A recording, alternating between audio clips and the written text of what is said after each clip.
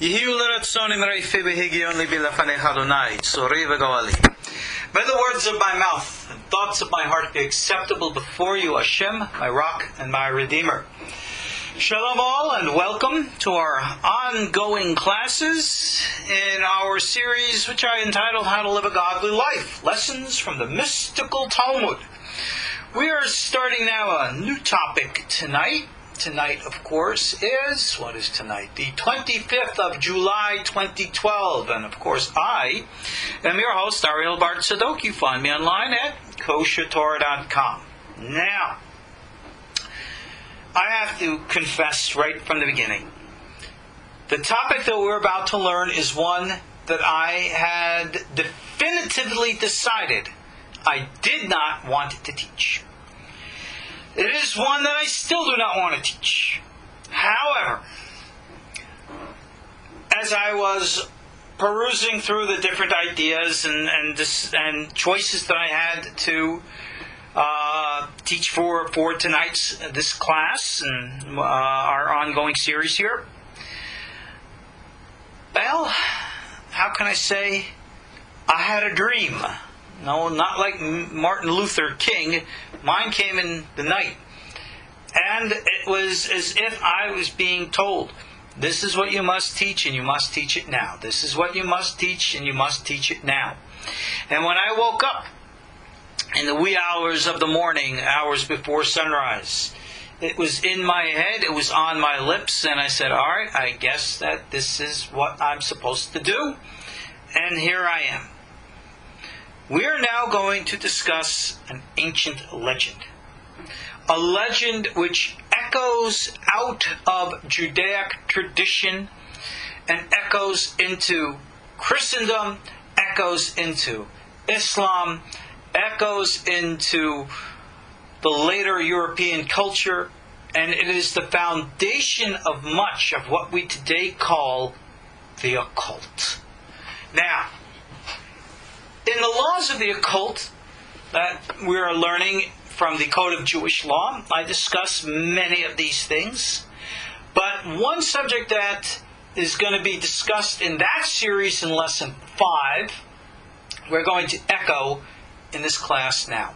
As a matter of fact, that which we're going to discuss now, I've taught many similar things. For those of you who are not aware of my series on the Kabbalah, the Kabbalistic magic of Rabbi Yosef Della Rina, the rise and fall of a great Kabbalist. Many of the things that we're going to discuss here, I originally touched upon there. We're now going to talk about what is referred to as demonology. The section here that we're going to refer to is found in our English version, Legends of the Talmud by Rabbi Finkel, on page 432. It is in Tractate Gitin, and it is entitled Solomon and Ashmedai, King of the Demons. And as I said, the legends of Solomon and his control over the demons is a very ancient teaching. There is an ancient book called pseudepigrapha, called the Old Testament pseudepigrapha, called the Testament of Solomon. It is thought to have been written somewhere between the 1st and 5th centuries of this era. Very well might have predated the writings of the Talmud itself. In other words, the Solomonic legends of his occultic involvement go back a long way. They were prevalent during the days of the Second Temple. They predominated in later literature. You find it in Quranic literature, and you find it in later medieval times. Solomon's name has always been associated with magic. You have today such magical texts as the Keys of Solomon, Clavicle Salomonis, or Maftach Shlomo, as we call it in Hebrew. Readily available in English, and it will show you all kinds of ritual magic, which is the foundation of the Western occultic tradition. I think historically we can accurately state that it most likely has absolutely no historical connection to the man, King Solomon, but the attribution is there. And that is what is significant. In order to understand where Solomon and magic comes from, you have to recognize it didn't start with Solomon. Let's go all the way back to Egypt. All the way back to Moses. You all know the story, Exodus. Moses brought the children of Israel out of Egypt, right? God struck Egypt. That's our telling of the story. What do you think the Egyptians thought? Do you really think that the Egyptians thought that a god defeated them? No. They didn't go running after the children of Israel at the Red Sea because they thought they were fighting a god. They were convinced that Moses was the sorcerer par excellence, that he was the magician. And if you remember in the early stories, it was the magicians of Pharaoh dueling with Moses, who was again perceived to be a magician. Mystical powers were always attributed to Israel. We see this echoed in Joshua. We see it echoed in Judges. We see it echoing throughout the period of the First Temple. And by the time the Babylonian exile comes about,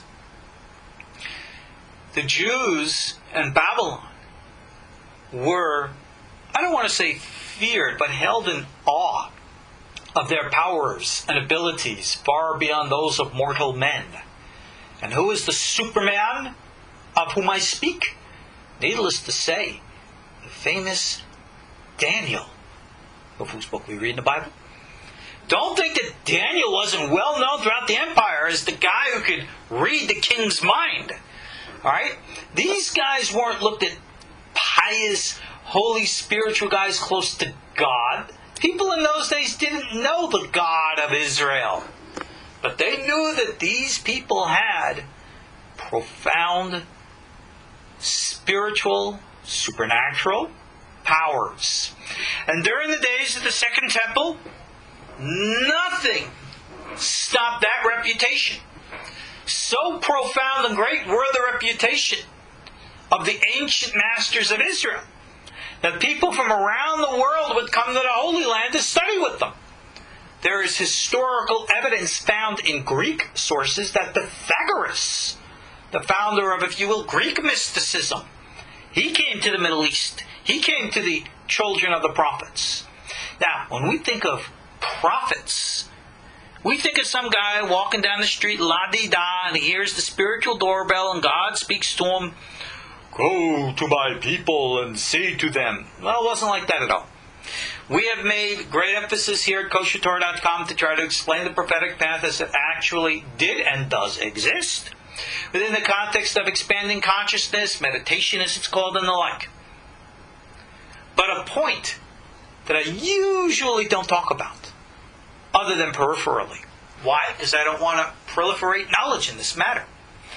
When you go and ascend, you don't get to the light before you go through the dark tunnel. Many times as you're going through the dark tunnel, and I only refer to it as a tunnel as a symbol or a metaphor. Why? Because you're not really supposed to be paying attention around. But a point that is made very clear in the prophetic path, and I might add is even Jewish law, that for one to sit as a judge over the nation of Israel in the official national court, which was called the Sanhedrin, the members thereof had to be experts in the knowledge of witchcraft, magic, sorcery, and the like. God forbid never to practice these forbidden things, but to be able to recognize it, understand it, so that if and when they were faced with having to deal with the criminal activity thereof, they would not succumb to its influences, but would be able to overcome them. Not through some simple, fundamental, infantile proclamation of faith. Go in God's name. That don't work. There is a very famous Talmudic story of one of the great sages, whose name is Shimon ben Shetach, who they actually infiltrated what we call today a witch's coven, and knew very well the way how to hold them for trial. Now you have to remember something. In deference to modern day Wiccan practices, which are the worship of all the spirits and the like, in ancient times, many of these covens and the like were regularly involved in human sacrifice. Sacrificing, shedding the blood of children especially. It's no coincidence that when Jews were believed to be involved with sorcery, that they also were accused of being involved with shedding blood of children, God forbid on both accounts, because the two went together. For those who are familiar with ancient original Wiccan practices, they would regularly sacrifice adults. Go and look at the Wicca of Wicca and things like that. So while today most do not practice things like that, they're not being true to their history by denying the past. So, the sages of old had very strong reason and determination to stand up against these things. But now, let's talk about what we know.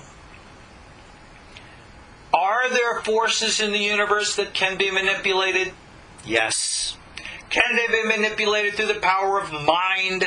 Yes. Are they? Yes. For good or for evil? Yes. We ain't talking about any of that. A point that is made and well known is that the human species is not the only intelligent indigenous species on Earth. And I'm not speaking about intelligent whales or dolphins or the like, because indeed they are.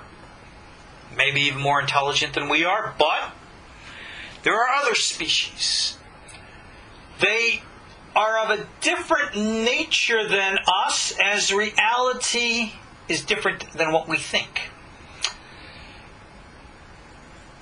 Modern science recognizes and knows the difference between what it calls matter and dark matter.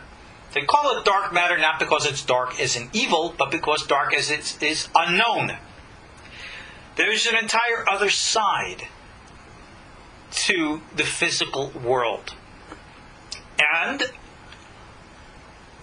it is accessed almost like as in a parallel universe. It's almost like a second Earth. Access to it is different. It exists simultaneously to us on the face of the Earth and is more predominant in what we call inner Earth.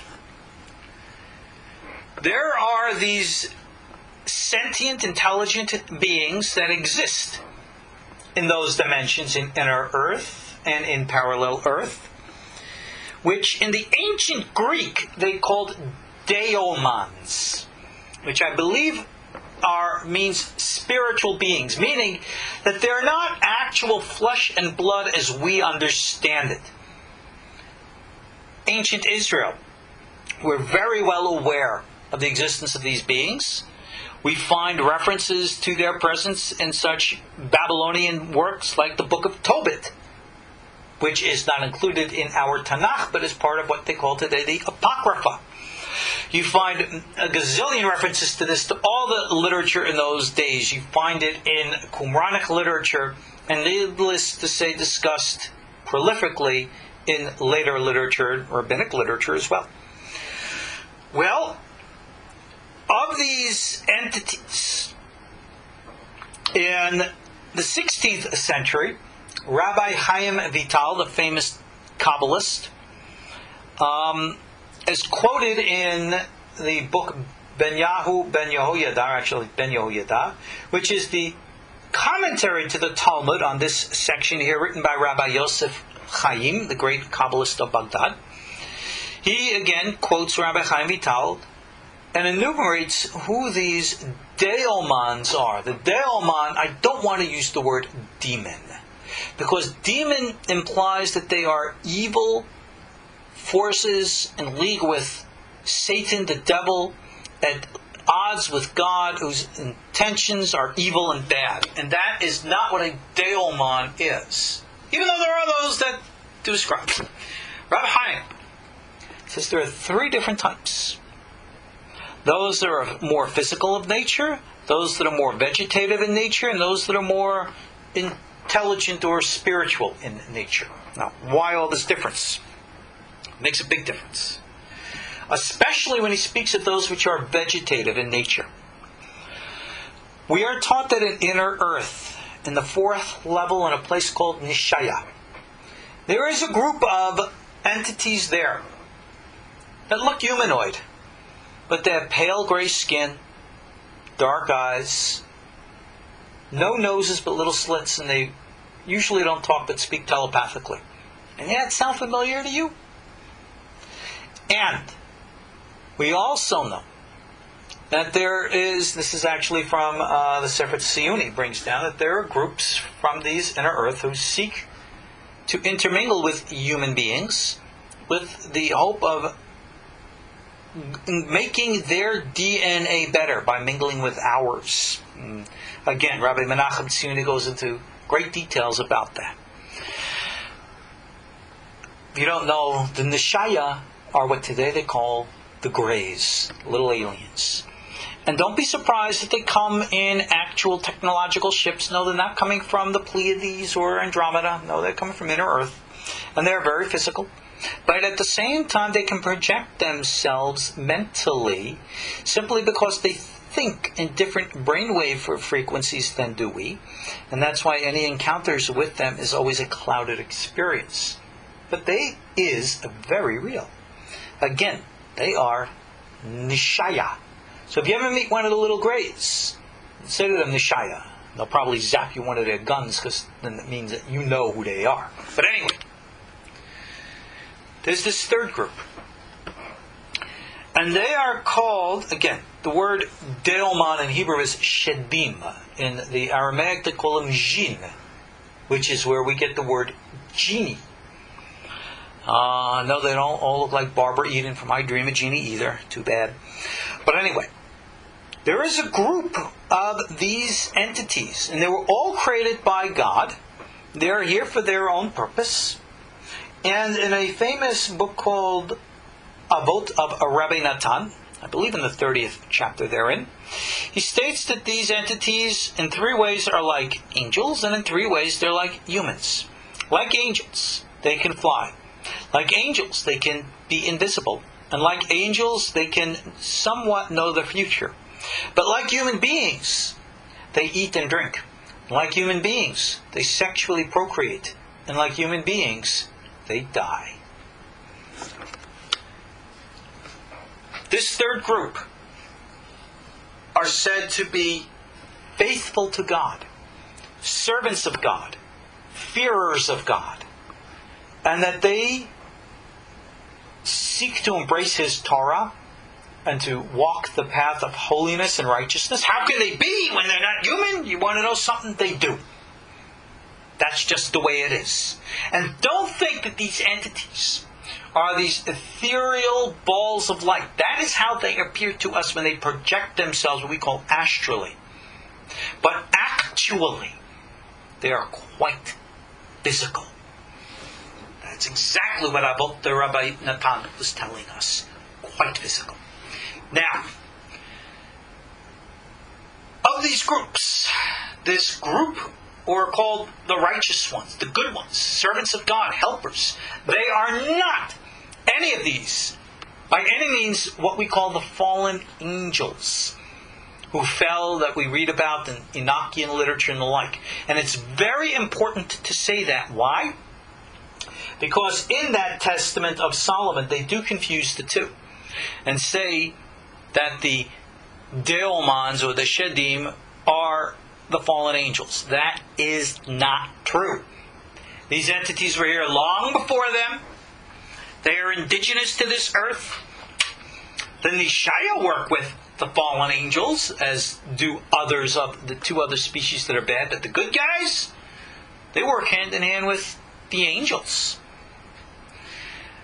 Their king, their leader of the good Shedim, has a title like we have a president, and ancient Egypt had a pharaoh. Their leader was called an Ashmedai.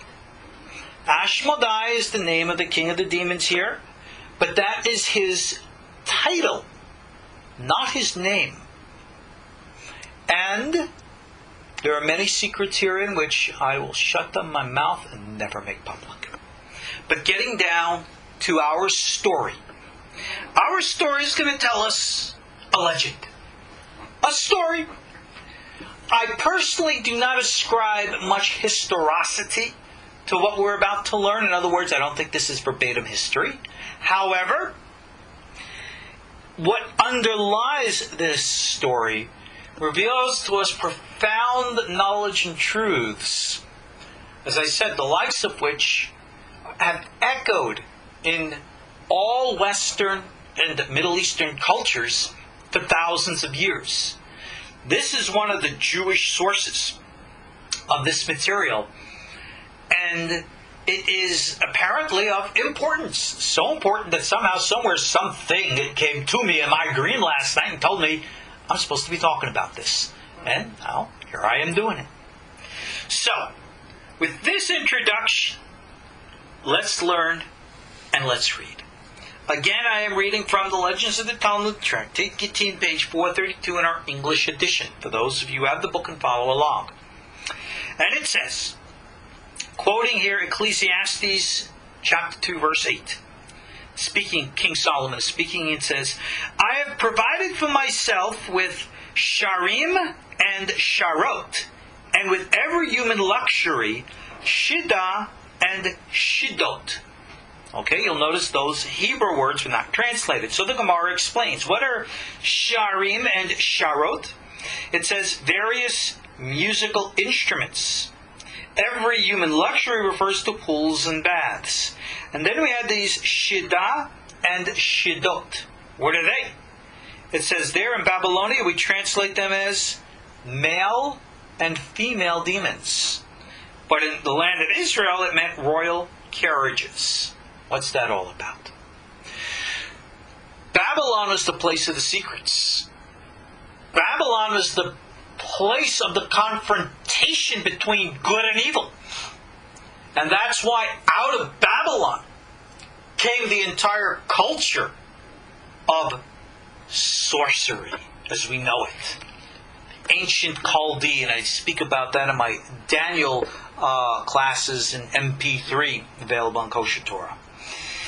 And from that echoed into the Mithraic traditions, which then funneled their ways west into Egypt, then into Greco-Roman, and into modern-day occultic traditions. Babylon is on the front lines of the battle between good and evil. And therefore, in Babylon, they told the truth. Whereas in the land of Israel, they were only interested in looking up to heaven, speaking about royal carriages, Merkavas, ascending to heaven. Babylon, symbolic, having to fight in the trenches, the battle of good and evil. Now Rabbi Yochanan says, there were 300 types of demons in a place called Shechin, but I really do not know what a demon is. Why is this said? Why is this here? Nothing else of Rabbi Yochanan is continued. They just threw that in there. Because Rabbi Yochanan is used here as an example. They know the reality of the existences of these other entities. But what they're trying to state here is, no one understood exactly what they were dealing with. And why? The answer is very clear. It's because they were trying to keep it concealed. And why? Because if you have three different types, three different political parties amongst this race here, and you want to make contact with them, well, which one are you going to get? The Democrat, the Republican, or the Independent? And which one's the good guy? You're not going to know. And therefore, Torah law prohibits us from trying to solicit help or influence from these entities in any ways which would be a violation of God's law. To protect us. And again, I discuss all of this in the laws of the occult. But other access and interaction with them, especially the good ones when you know how to identify them, is not only permitted to some who know how, it is encouraged. And King Solomon is the case in point.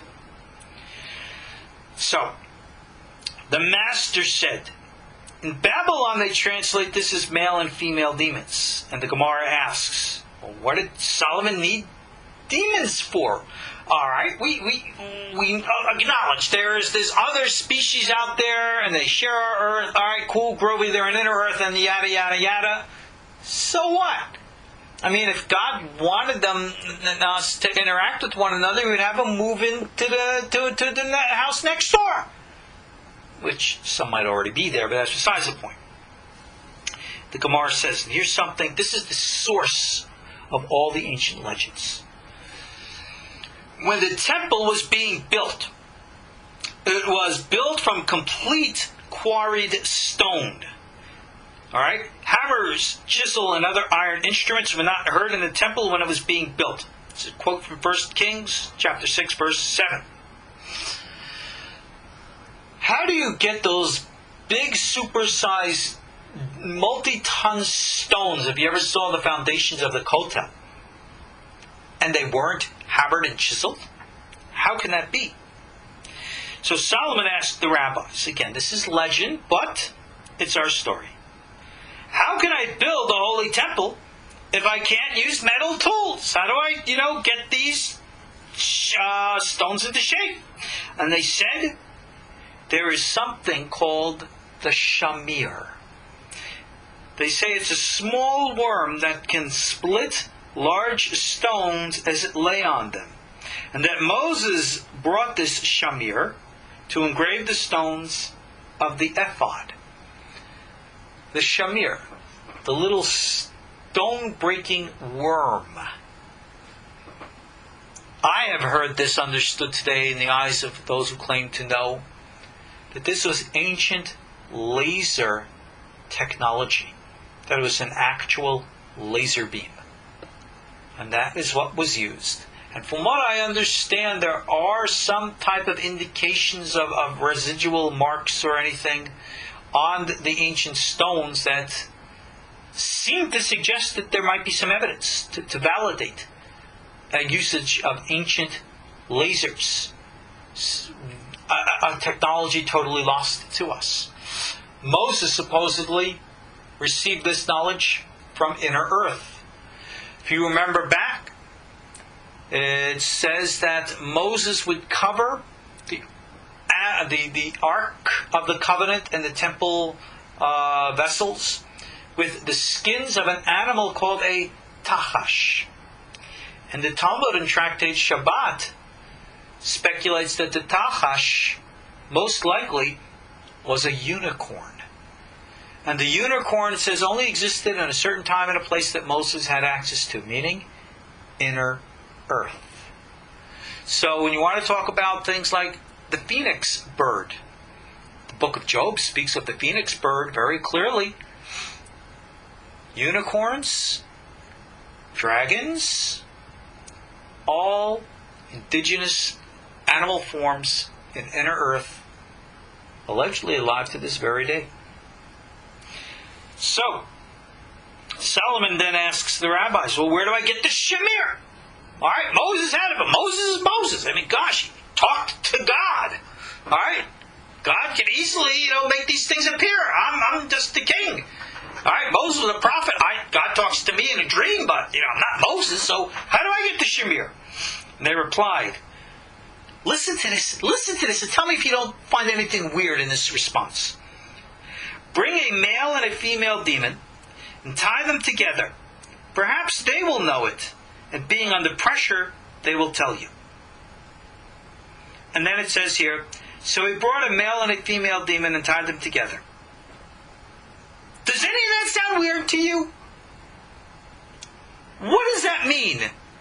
Bring a male and a female demon and tie them together. I don't know about you, but if I was told to go and bring male and female demons, where would I find them? Alright, I live out in the woods. The woods are supposedly full of spirits. Where do I put a help wanted sign on my tree? Wanted male and female demon for experiment in the king's palace? I mean, where do you get them? You'll notice that part of the story is conveniently left out.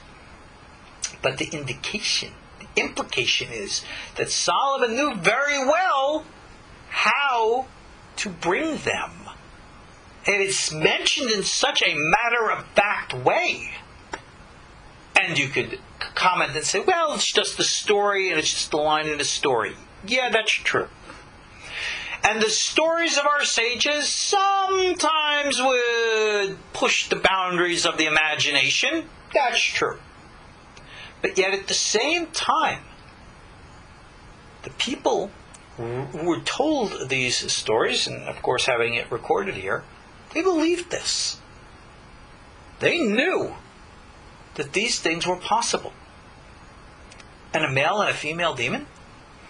You have even the likes of Rabbi Yehuda Fati in the 20th century, who had encounters with them and interactions with them. He wrote a whole book about it called The Spirits Speak Minhat Yehuda, which I believe is available in English translation for all of those of you who are interested. So he brings the male and female together and ties them together. Why this puts them under pressure and makes them want to spill the beans? Gee, I don't know. But it indicates something about the nature of these entities. Now, are these entities the good ones or the bad ones? Notice that also is not specified. But one way or another, they come. And they are compelled to tell what they know. But they told him, we don't know. But maybe Ashmedai, the king of the demon, knows. So Solomon says to them, well, where can we find the king? And they said, he is on such and such a mountain. Notice that the mountain is not named. Why? Because it's not important to be named. But this is a mountain, a domain, in what we can call parallel earth, dark matter earth, behind the veil. It is in a land which is called the land of the seven doors. And it says it can be seen where it is not. If anybody who knows anything about conjuring and working with forces and entities, you know exactly what I'm talking about. Where in which you can be out there where doesn't need to be specified, and you're doing what you're doing, and you can, as if see like a curtain appear out of nowhere, and you go on the other side of the curtain, and you weren't in the woods, and now all of a sudden you're in the desert or by a seashore, and you turn around, the curtain's gone. You better hope it's not gone. You better find your way back. You're in a completely different world. And you can say, oh, nonsense, make-believe. Is it? Or is it some kind of quantum wormhole, which is what I think it is, and somehow is activated through consciousness? Or maybe the reality of what we think is so real isn't. There are many, many secrets here. Rabbi Yosef Delarina, many, many years later, went through this same thing. So, they say that King Ashmedai can be found on this mountain. It says he dug a pit there, and he fills it with water, covers it with a stone, and seals it with his special seal. Okay? He drinks the water.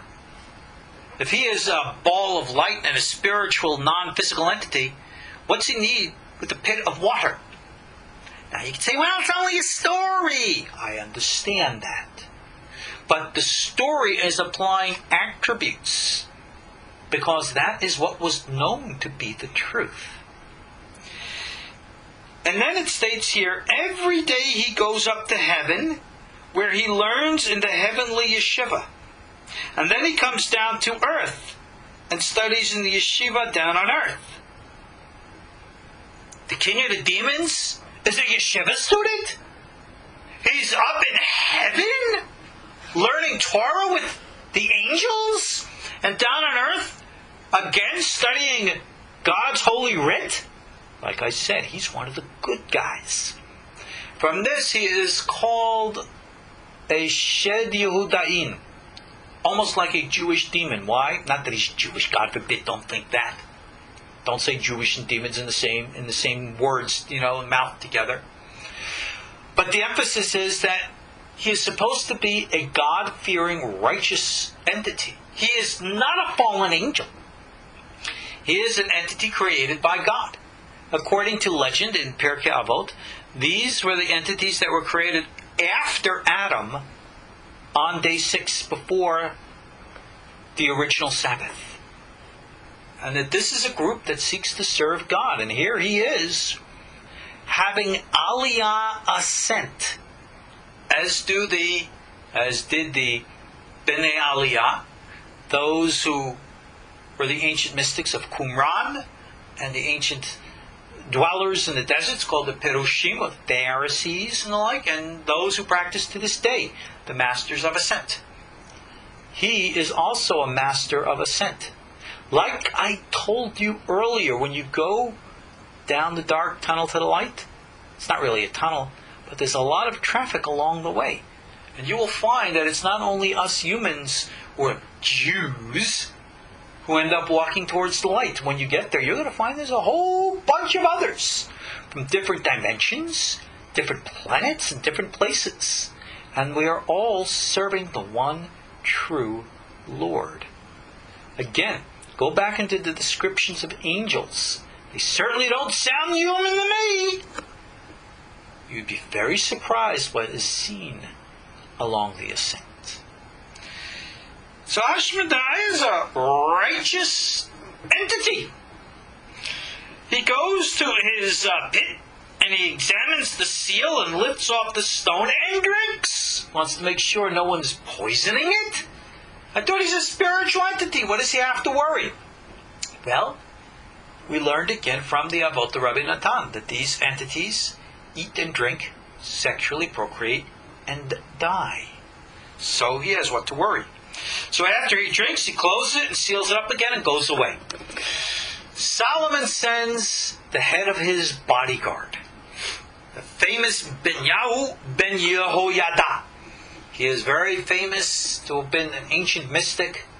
He is said to have been a parallel incarnate of the soul of Metatron, the archangel. This Benyahu ben Yehoyada, Ben Yahu means son of Yahu.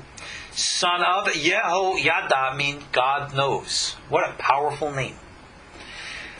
Solomon sends him, and he gave him a chain with the divine name engraved. And he also gave him a ring that had the divine name engraved on it. Fleeces of wool and bottles of wine.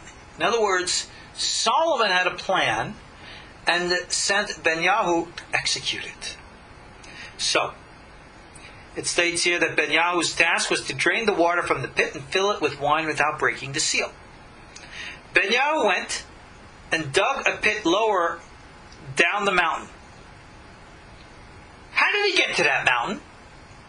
Where is that mountain? Is it a mountain like the Judean desert?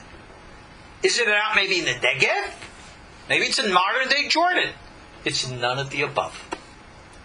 Benyahu knew the secret of piercing the veil, to go to parallel earth, inner earth. And he knew exactly where to go and how to get there. And he knew what to do and how to do it. So it Ged says, he digs a pit below and lets the water of Ashmedai's pit drain out by way of the tunnel he had dug. And then he stuffed the hole in the pit with fleeces of wool. And now he goes up the mountain and digs a pit higher above Ashmedai's pit, connecting the two pits with the tunnel, and pours the water into it so it flows into Ashmedai's pit. And then he fills up the two pits, meaning he dug with the earth, so Ashmedai would not detect any tampering. Why? Because at this time, when Benyahu was out there doing all this digging, he's up in heaven studying Torah, serving God. Not exactly a nice thing to do. Why all these problems? Couldn't Solomon just pray to God? Dear Lord, please send me the Shamir. Dear Lord, send to me your servant Ashmedai. No. Because there was a divine edict. Those guys, these Shedim and human beings, are not supposed to be interacting. That's why God put a dimensional veil between us. Because we are not yet ready, evolutionary-wise, spiritually, psychically, to be able to interact with this race without the danger of harm to ourselves. That's why it's there. So Solomon is acting in a position of authority because he can do it. Getting back to our story. It says that Benyahu then went and sat in a tree, waiting for Ashmedai to come. So when Ashmedai came, he inspected the seal, found it was okay, took off the stone, and found that his water was full of wine. And he said, wine makes a scoffer, strong drink makes one cry out, and whoever errs after it will not grow wise. Quoting Proverbs 2, verse 1. And it also says, harlotry and wine and fresh wine capture the heart. Hosea 4:11. I will not drink it. Do you get this? The king of the demons is quoting scripture, saying, I do not want to be intoxicated. I do not want to act in any which way would be inappropriate or disgraceful. Why? Because Ashmedai is considered to be righteous. However, he says he became thirsty, he could not resist the temptation, so he drank it, became intoxicated, and thank God, just fell asleep.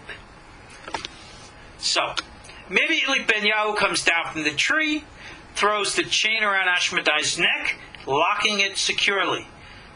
Benyahu is afraid of Ashmedai. He recognizes that this is an entity that has abilities to harm him in ways beyond the limitations of just fighting with sword and shield. So therefore, by putting the chain of God's name around his neck, he is bonding him by a spiritual power. So when Ashmedai wakes up, he started to struggle. But Benyahu says to him, the name of your master is upon you. So, if you break the chain, you will be erasing God's name. And that would be a sin that Ashmedai would never do. He is bound by the chain, and obligated to follow the one who has enchained him. Is this literal? I'm sure there was a literal side to it. But it's indication here again, like I've been telling you. This is a story. You can begin it with words like once upon a time, if you want to put it into that context. But remember, to every story there are truths underlying it. And that's what I want to focus on. Moving right along. As he was dragging Ashmedai by the chain, they came to a palm tree. Now, are they back in our dimension at this time? It seems so. It says here that Ashmedai scratched himself on the tree and the tree fell down. And he came to a house and knocked it down. He came to a hut that belonged to a poor widow. She came out and pleaded with Ashmedai not to rub against her hut. Why? Because apparently the indication here is that the woman knew who he was and what he could do. So he bent to one side so as not to destroy her hut. But in the process, he broke a bone. The king of the demons broke a bone, drinks water, and studies Torah. I thought these demons were spiritual people. How is he breaking a bone? Again, it's only a story. But the fact that they include this in the story is telling us something about the actual nature of the entities involved. When we see these entities in what we can call bodies of fire, That is their astral projection, which is something they can do. But ultimately, inevitably, they have physical forms just like us.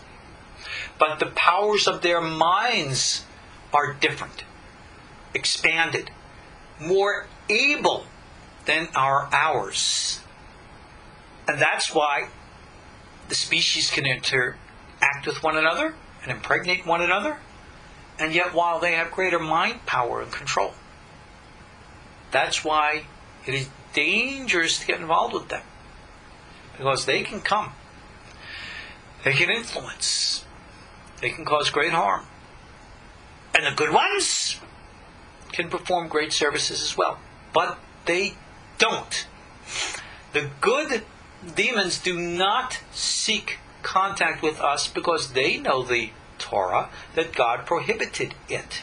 And the only time that Ashmedai, whatever Ashmedai is alive today, would allow any of his subjects to have contact with human beings, if it is done in the state of holiness and purity and righteousness, with the permission of God in heaven, for the sake of serving God's purpose. Never for any selfish, personal gain. So Ashmedai breaks a bone. And he again quotes a verse. This is borne out by the verse that soft words break bones. Proverbs 25:15. Because of the widow's soft words, he broke a bone. So again, you see that Ashmedai, he's a scripture man. Now, obviously, Proverbs, certainly Hosea, right, might not have been written at the time historically here, but that's all irrelevant. The emphasis is that we're putting these words in his mouth to emphasize to us the nature of his true character. It says here now that he saw a blind man who was lost on the way, and he put him back on the right track. He saw a drunken man who had lost the way, and he put him back on the right path. He saw a bride being escorted to the wedding canopy with a happy throng, but Ashmedai cried. He heard a man say to a shoemaker, "Make me a pair of shoes that will last me 7 years." And he laughed. He saw a sorcerer practicing magic, and he laughed. The reasons for this bizarre behavior will be explained shortly. Okay? They will be explained because the entire purpose of the story is again moralistic, homiletic, to tell a story with a moral to it. And we'll learn that moral as we proceed. But as we go on, when they finally arrived in Jerusalem, 3 days went by before Ashmedai was brought to King Solomon. Remember, he himself is a king. And it's very disrespectful. Can you imagine if we had a visiting head of state to our nation, and the leader of our nation kept that visiting head of state waiting for 3 days? Very inappropriate. So here you have a king, and Solomon is showing his authority and importance by subjugating Ashmedai to a subordinate position to Solomon being king. So, on the first day he asks, "Why doesn't the king want to see me?" And they tell him, he drank too much. So Ashmedai did something symbolic. He took a brick and placed it on top of another. So they went and told this to Solomon. He understood the meaning. He said, this is what he meant to say. Give him more to drink. But on the next day, he said to them, how come the king doesn't want to see me today? And they said, because he ate too much. Now he took one brick off the other and placed it on the ground. When they told this to Solomon, he said, this is what he meant to say. Give him less to eat. What on earth is all this stuff about bricks? Because the nature of the communication of these entities, like they are in dreams, is all through symbol and image. And therefore, rather than saying words, he did say, after all, why am I being kept waiting? That was rather rational and clear. And they gave him a response, and he responds with bricks. Both languages are simultaneous to him. and Solomon was needed to interpret it, which indicates to us again that Solomon had the wisdom to know, whether it was through clairvoyance or telepathy or something else. He understood. So when they told the said that. Okay, let's go on. So after 3 days, Ashmedai was brought before Solomon. Ashmedai took a reed, and he measured 4 cubits and threw it in front of Solomon. And he said, think about it. When you die, you will occupy no more than the 4 cubits in this world. Now you have conquered the whole world. Yet you are not satisfied until you defeat me as well. It's not enough that you have the entire realm of matter. Now you have to go in the dark matter too? What's with you? What kind of a righteous man are you that you have to do this? Solomon says, I don't want anything from you. This is nothing personal. I'm not trying to conquer you for any reason. What I want is to build a holy temple for God. And I need the shamir to do it. So Ashmedai says, oh, why didn't you say so? No, he didn't say that at all. He says, it's not in my hands.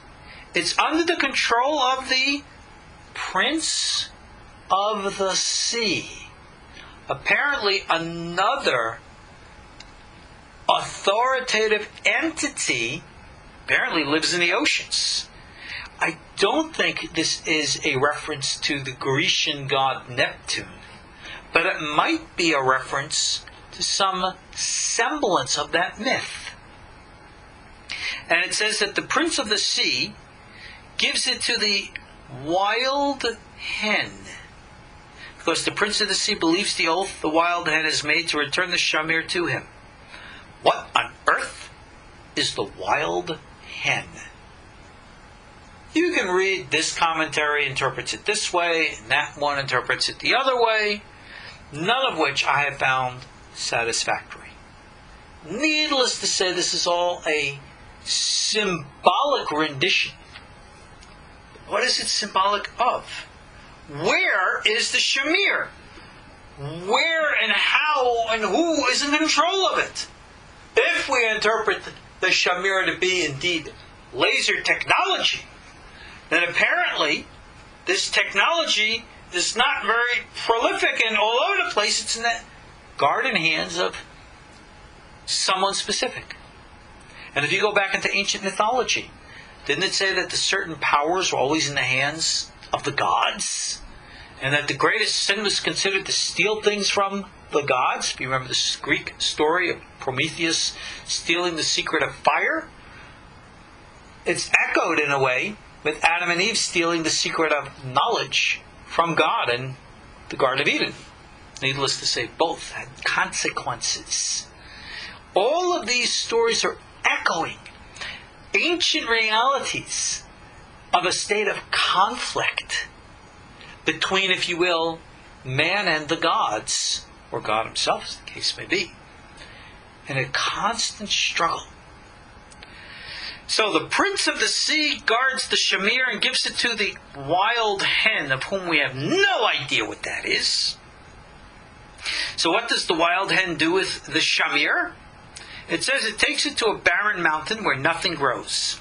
And it puts it on the peak of the mountain splits. It says it then takes seeds from trees and throws them into the crack of the split mountain, and things there begin to grow. Okay, it's a good enough reason as any. The shamir is splitting mountains.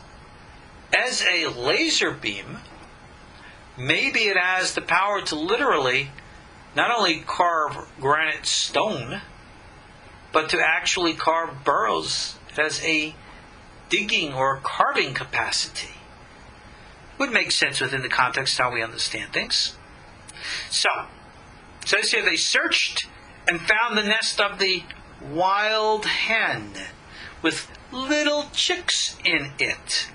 Whatever that means. And it says they placed a clear glass bowl over the nest.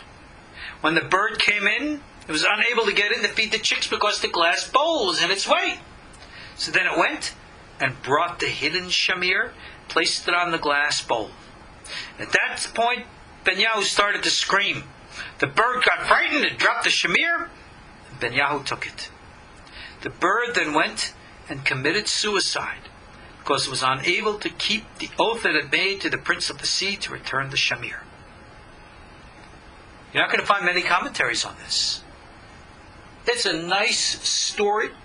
It's a nice legend.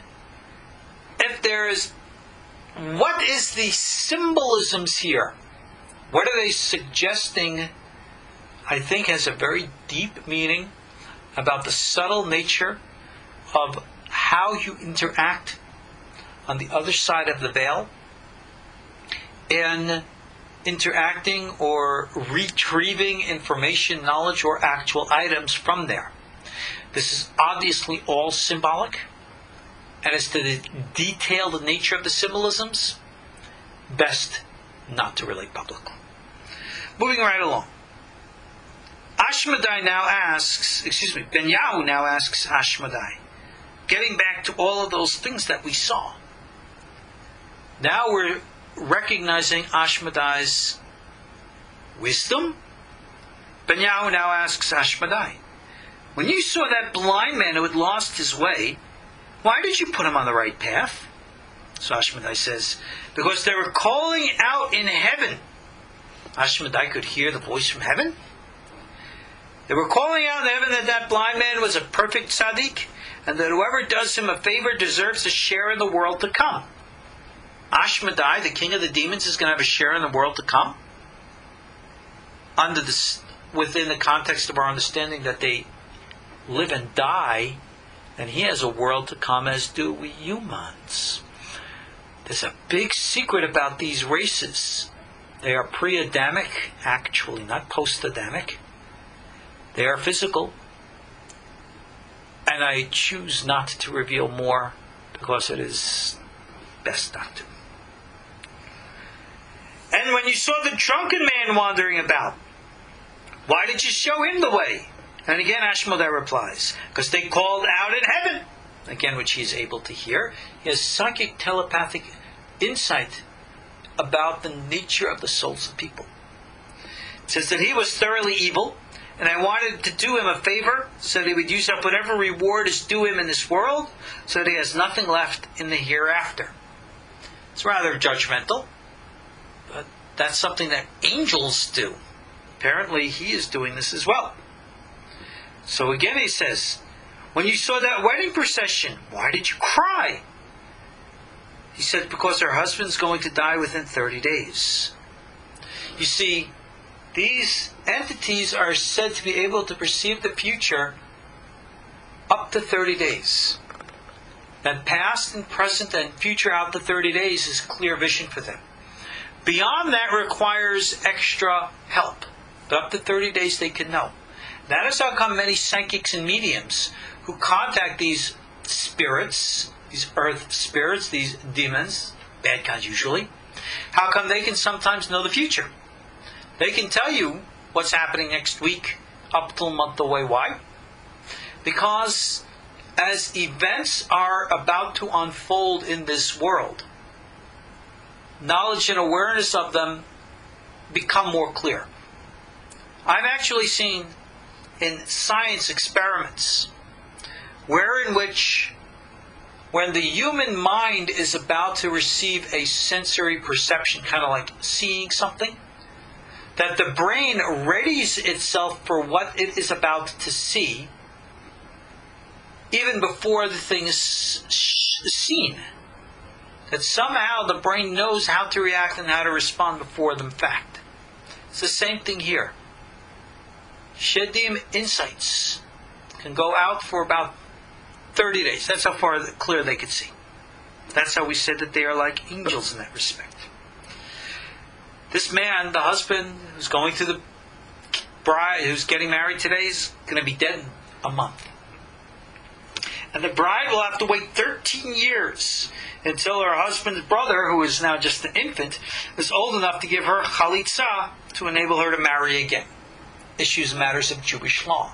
He was able to see that a child was there, and needless to say, they would have to wait the amount of years. So Benyahu then continues to ask, well, when you heard that person say that the shoemaker made me shoes for the next that will last me 7 years, why did you laugh?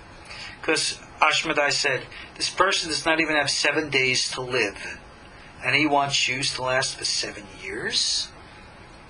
So you see, again, he has clear clairvoyance for the future. And his behavior echoed it. Ben-Yahu, the righteous man that he was, could not see this. But Ashmedai could.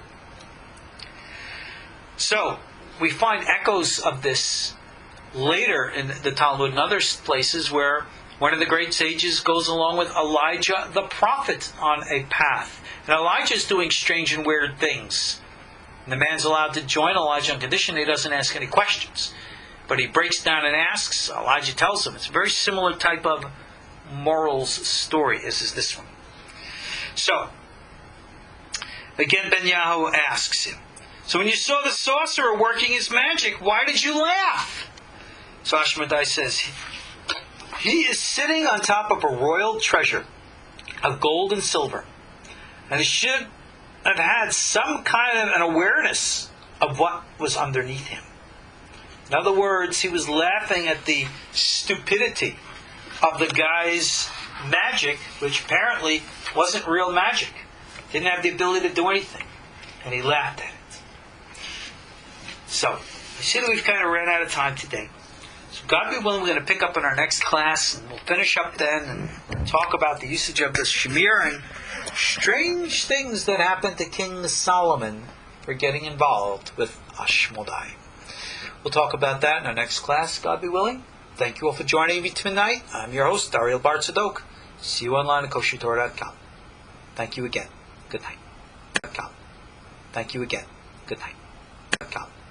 Thank you again. Good night. Thank you again. Good night. Thank you again.